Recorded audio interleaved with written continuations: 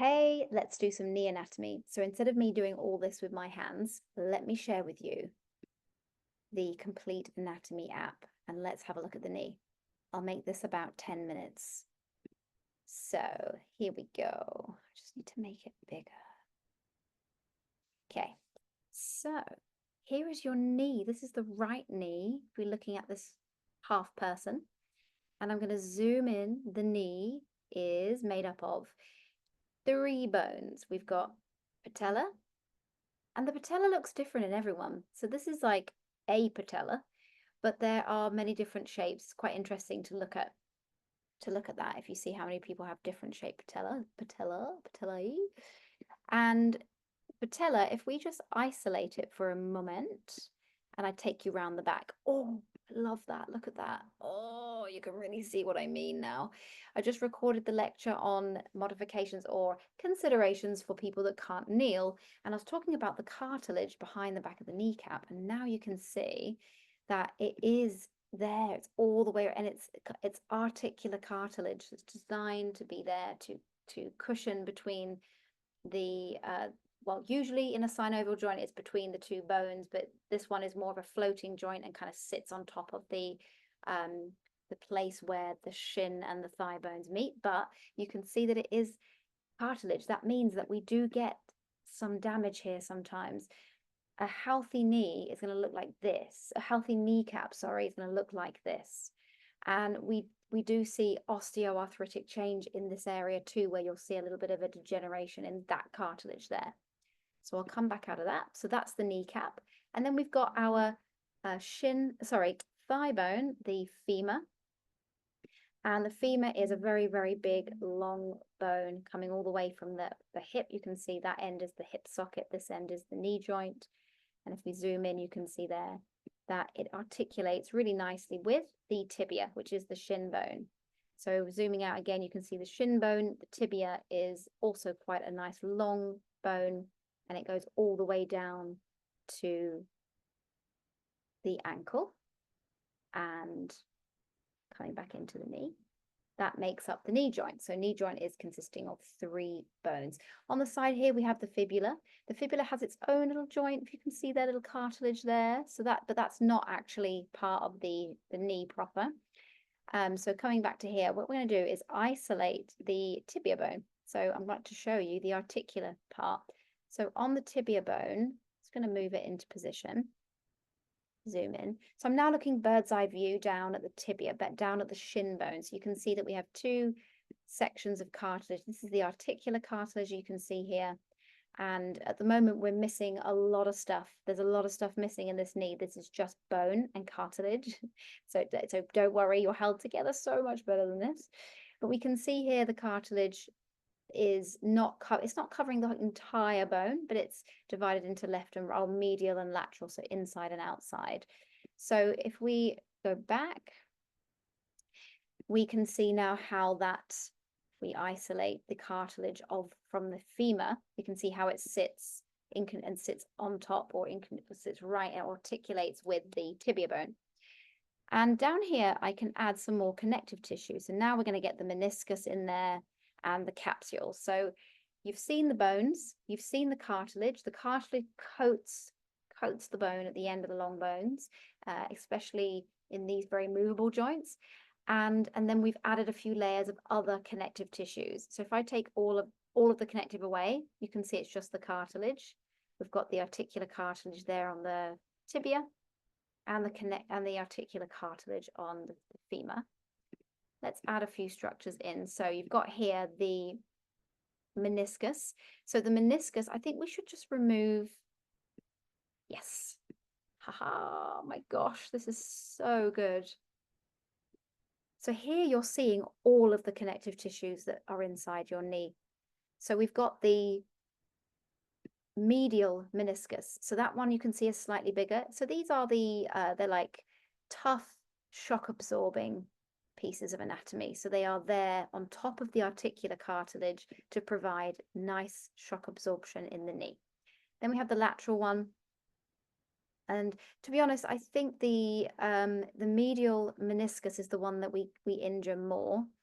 and it's a little bit bigger, and I think it just takes more of the forces that we put through our knee in our lifetime. We also have other ligaments in the knee here. Here's the anterior cruciate ligament, the ACL. Football injury, rugby injuries, running and then stopping really fast and twisting.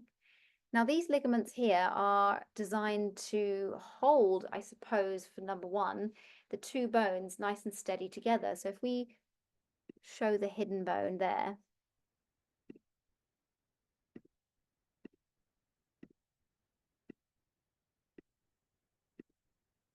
I'm doing this the wrong way, but now that I've committed, there we go. So here we go. I'm going to take the patella away for just a moment. There we go. So yeah, the inside your knee, the ACL, the anterior cruciate ligament, if we zoom in, and the PCL behind it is designed to stop the tibia bone, this one at the bottom, from sliding forwards and backwards. So it holds the knee joint together. Then if we add more ligaments, you're going to see actually it adds the capsule here. However, if I could, you're going to see so many more things. Look how many layers. Look at the layers. Here are the ligaments that also hold the knee together on the outside, as well as the other soft tissues, the capsule, the retinaculum. There are so many connective tissues holding the knee together. You can see that it's really well protected from falling apart. Because if you were to build this as a structure yourself, if you were to take two pieces of wood, two long pieces of wood, put them one on top of each other, and that's the joint, like the knee, you would have to reinforce it, wouldn't you, to stop that the forces going through that one area where they come together, the two pieces of wood come together. You'd need to put so much tape around it. And then imagine putting weight on the top of the wooden plank at the top. Imagine that. So of course, I shouldn't really compare us to wood because we're way more alive than that. And we have this incredible fascial system and ligamentous muscular myofascial system that really transmits the forces in a very unique way compared to engineering and, you know, other non-living buildings and things. So we'll talk about that a lot more in the future, but the knee is obviously really well enforced in the area. And then we obviously, when we look at like muscles on top, you know, it's going to also be driven, protected, and stabilized by muscles and tendons as well, coming from above, coming from below. So here you go. And anything in yellow here is really interesting as well. The fat pads. We have fat pads all over our bodies, especially where there's friction, where there's weight bearing, where there's movement.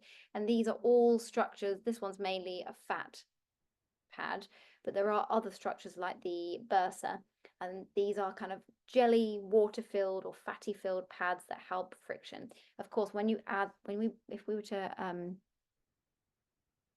bring the patella back in, there you go, that's the kneecap there. You can see that actually those fat pads are both under and the bursa cushions are also over places of high friction. So when you kneel, you might find, and I probably actually forgot to mention this in the video, so good job that this video is going with the other video. You know, I forgot to mention inflammation or injury to these bursa structures that can get quite inflamed, and that could make it really painful to kneel, but it doesn't necessarily mean that you've got an actual knee injury behind the patella or in the knee itself. So zooming back out, look at the knee with all its protections, and the back of the knee, we also have, they all have really lovely names. We have all sorts of different ligaments and capsules that hold it together. It's really well enforced. The knee likes stability. It's a really easygoing joint. It just wants to go forwards and backwards. It doesn't want to have a complicated life. It doesn't want to be twisted. It doesn't really want to be yanked in different directions. It wants to be that stable friend, the friend that's always predictable, strong, stable. It wants to be in that life. That's how it's happy in that life. And where we sometimes see problems with knees is when we try to over twist them, or we try to pull them in different directions. I think it goes without saying that when we do lotus pose or cross-legged positions, we really do need to avoid any twisty pain or sensation that feels wrong in our knees, because again, they just want to work in that sagittal plane, which is flexion and extension. When we walk, we do see some rotation at the tibia. So when your foot comes forwards to take a step, the tibia will externally rotate just a wee bit, 15, 20 degrees, something like that. And it will also internally rotate about 10 degrees-ish. And that's to allow for, for forces and, terrain changes under the feet during gait or walking.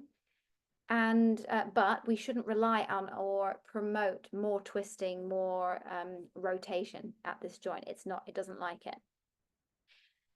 The hip, different story. The hip is just amazing. It's a ball and socket and loves to be twisted, loves to be rotated. So very different joints. And if we just take a step back here and I remove all of the connective tissue for you, have a look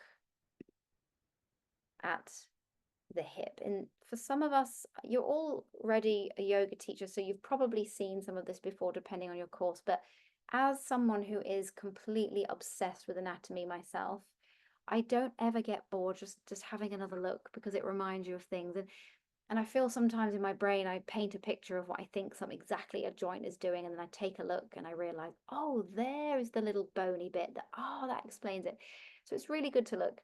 There's the hip, beautiful ball and socket. I just think they're the best because they give you so much movement, and the hip is quite a nice socket, so it also is stable, and we'll talk more about that on a hip video. So just comparing that now to your knee, notice with the knee, it is really just a very long bone sat on a very long bone, needing an awful lot of wrapping and ligaments and all that to keep it stable. So you can see why that joint wouldn't want to do all the creative stuff that a hip does. I'll give you another look from the back. You can see now, let's imagine, and actually I can probably show you, but I'm not sure without the muscles. There's the cartilage. So why does the cartilage, this articular cartilage, go all the way up there? Well, if you imagine now the knee flexing, so I'll turn them back this way. Now imagine this bone going this way. You're going to see this area here slide along the meniscus and cartilage of the tibia. So that gives a nice smooth movement. So that is the knee. Just going to make sure I've got that right. There we go. Yep, that's all good. So I'm going to give you another chance just to have a look. Zooming in. We've had a look today at the bones, the articular cartilage, and we've added the connective tissues. There we can see fat pad, and the little white shiny ones, those are bursa, fluid-filled sacs for friction protection. Let's have a look at muscles. Oh, we're not done yet. So I'm going to take the fascia, that's probably the superficial fascia there, take that away. So there's everything apart from the fascia. Let's have a look at muscles around this area. So we're going to see a lot of the quadricep muscles building there, and some long tendons. You can see lots of white, which means there's lots of tendinous attachment here. So the knee itself, you can see in terms of muscle, we've got a little bit of the muscle belly for a few of the muscles at the back of the knee. They're crossing right up the back of the knee, but at the sides and front, it's a lot of tendinous stuff. And here we've got patella tendon, and here the patella ligament. And that's not the kneecap, by the way, just in case you think. That is the bursa. So if we just hide that for a minute, and we hide this little pre-patella bursa as well, the kneecap's under all of that. So as you contract, if we take the rec fem for a moment and we say motion, and I say knee extension and flexion. And we zoom out. Can you see how beautifully, with all of those reinforcements, how the patella is beautifully sliding around in its sheath, in its tendon and ligament. Lovely. So muscle-wise, the knee is driven into flexion and extension, coming in, that's in the sagittal plane. So flexion, extension, all forwards and backwards. The direction of your nose, the direction of your tailbone. And flexion, if we think about the fact that muscles shorten to create action. So skeletal muscles, they shorten, they contract to create movement. So if a muscle crosses the back of the joint and we see the two ends of the muscle pull together, you're going to see one end pull up, pull towards the other end. So in other words, I can show you knee flexion here. So if we contract muscles that cross the joint at the back, it's going to create a movement of bringing the leg back, bringing the shin bone back. And then if I move you, I'm not going to go through extensively all of the muscles now. This is an overview of the knee anatomy, but if I choose then another one of our, that's the rec fem again, you can see I'm actually wanting to see knee extension. There we go. So the rec fem, we just saw hip flexion because that muscle crosses both the hip and the knee. So when a muscle, and I think anyone that's in the group who has been taught by me before, I kind of try and make a hoo-ha about this. If a muscle crosses a joint, it acts on that joint. If it crosses two joints, it's going to act on two joints. It's going to contract, it's going to shorten, and it's going to pull origin towards insertion. So in this case, we're looking at the shin bone, which is where this muscle tendon, the tendon of this muscle attaches. It's going to bring that towards the origin, which in this case is actually up on the hip. So you can see why would one of the quadricep group, why would that extend the knee? Hopefully you can see why, because muscles contract, they get shorter to create action. So contract, contract. When it lights up, that's contract, and that is extending the knee, that's straightening the knee.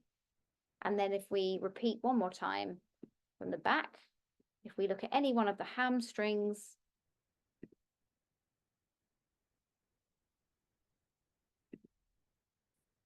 you'll see the action from the back, and that is origin insertion, pulling together, so shin bone up towards thigh bone at the back. And the knee does not bend forwards towards the front, so that is where you get knee flexion.